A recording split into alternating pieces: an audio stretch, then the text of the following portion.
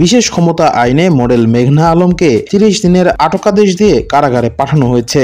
বৃহস্পতিবার রাত 10টার দিকে ঢাকার চিফ মেট্রোপলিটন ম্যাজিস্ট্রেট আদালতের মাধ্যমে তাকে কারাগারে পাঠায় পুলিশ।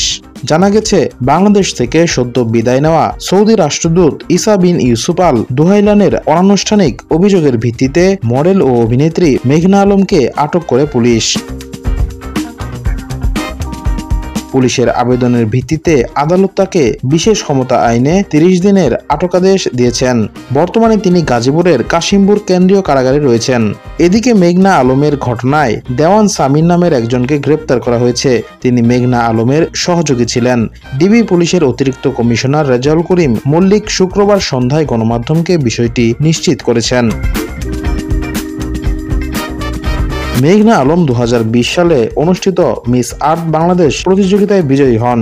তিনি মিস বাংলাদেশ ফাউন্ডেশনের চেয়ারম্যান।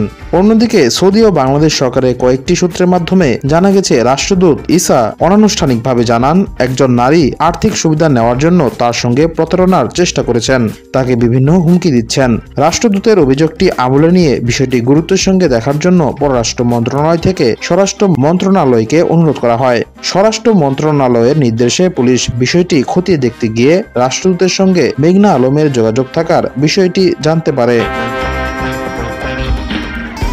পুলিশ মেঘনা আলমের পরিবারের মাধ্যমে বিষয়টি সুরাহার চেষ্টা করে, তবে এই উদ্যোগ ব্যর্থ হয়। এক পর্যায়ে মেঘনা আলম এক ফেসবুক পোস্টে দাবি করেন, কয়েকজন লোককে রাষ্ট্রদূত ইসা পুলিশ দিয়ে তুলে নিয়েছেন। তাকে হুমকি দেওয়া হয়, সরকার রাষ্ট্রদূতের পক্ষে থাকবে, তিনি যেন রাষ্ট্রদূতকে জড়িয়ে ফেসবুকে কিছু পোস্ট না করেন।